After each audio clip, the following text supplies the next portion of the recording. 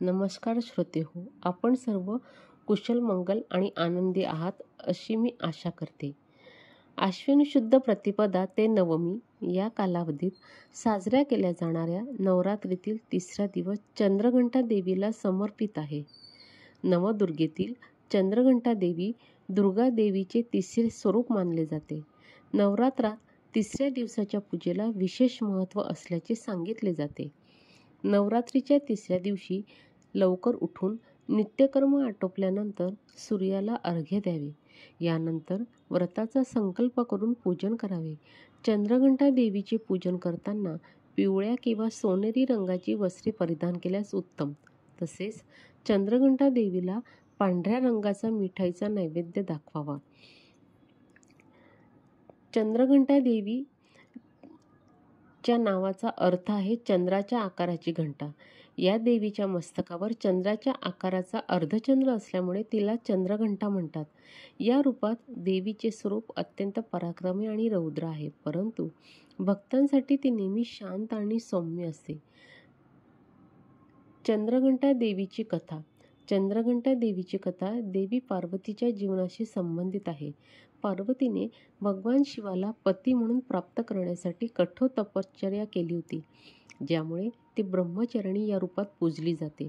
तपश्चर्येनंतर भगवान शिवाने तिचा विवाह स्वीकारला आणि विवाहाची तयारी सुरू झाली. विवाहाच्या दिवशी भगवान शिव त्यांच्या अनोख्या रूपात पार्वतीच्या घरी आले. त्यांचं रूप अत्यंत विचित्र आणि भयानक होतं.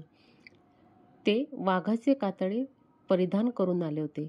त्यांचे शरीर राखीने माखलेले होते आणि त्यांच्यासोबत भूत, पिशाच आणि असुरांची सेना होती.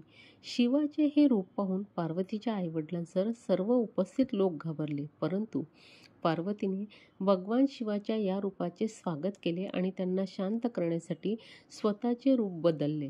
तिने चंद्रघंटा या रूपात प्रकट होऊन भगवान शिवाला त्यांचं रौद्र रूप शांत करण्याची विनंती केली.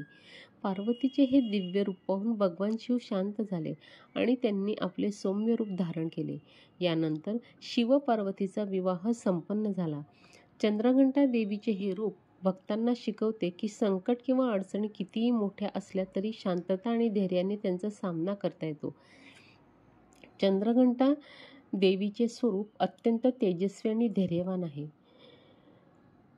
ही देवी सिंहावर स्वार असते. तिच्या 10 हातांमध्ये शस्त्र आणि वरद मुद्रा आहे. या 10 हातांमध्ये खड्ग, धनुष्यबाण आदी शस्त्रे आहेत. तिची मुद्रा नेहमी युद्धासाठी तयार असते. देवीच्या उजव्या 4 पैकी एका हाताची अभय मुद्रा, तर उर्वरित 3 हातात धनुष्य, बाण आणि कमलपुष्प आहे. 5वा हात गळ्यातील माळेवर आहे. तिच्या डाव्या हातामध्ये कमंडलू, वायुमुद्रा, खड्ग, गदा आणि त्रिशूल आहे. गळ्यामध्ये फुलांचा हार, कानात सोन्याचे आभूषण, डोक्यावर मुकुट आणि वाहन सिंह आहे. चंद्रघंटा देवी भक्तांना शक्ती, धैर्य आणि संकटावर मात करण्याची प्रेरणा देते.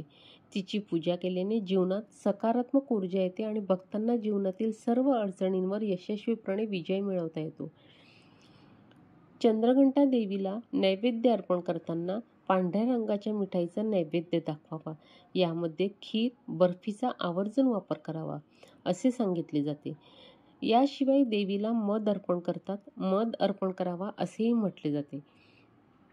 अशा चंद्रघंटा देवीचे पूजन करत असताना आपण खालील मंत्राचा जप करावा. ओम देवी चंद्रघंटाय नमः. ओम देवी चंद्रघंटाय नमः. ओम देवी चंद्रघंटाय नमः. आपण सर्वांनी माझा हा व्हिडिओ शांतपणे श्रवण केल्याने मी आपले आभारी आहे. माझा हा व्हिडिओ आपल्याला आवडला असल्यास लाईक आणि शेअर करा आणि माझ्या चॅनलला सबस्क्राईब करा.